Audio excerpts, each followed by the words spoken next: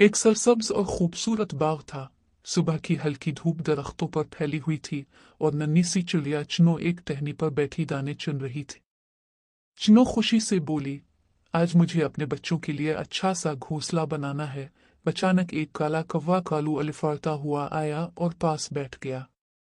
कालू गुरूर से बोला, अरे चिन्नो, तुम इतनी छोटी हो, ये सब काम कैसे करोगी?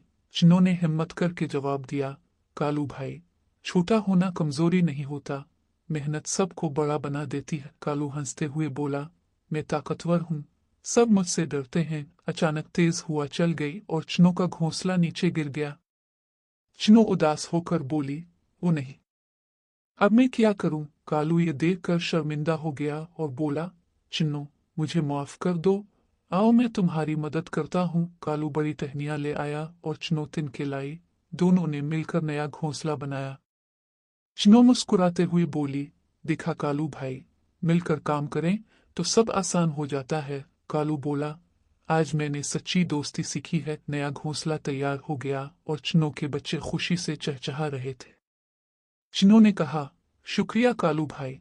और कालू मुस्कुराते हुए बोला, और शुक्रिया तुम्हारा, तुमने मुझे अच्छा सबक सिखाया। मैं ताकतवर था, लेकिन अब मैं समझ गया कि मेहरबानी सबसे बड़ी ताकत है। इस दिन के बाद कालू सिर्फ एक ताकतवर कौवा नहीं रहा, बल्कि सबका प्यारा और ख्याल रखने वाला दोस्त बन गया। याद रखो बच्चों, Hi, I'm दूसरों की Kalu. मदद I और also live मेहरबानी ही near. असल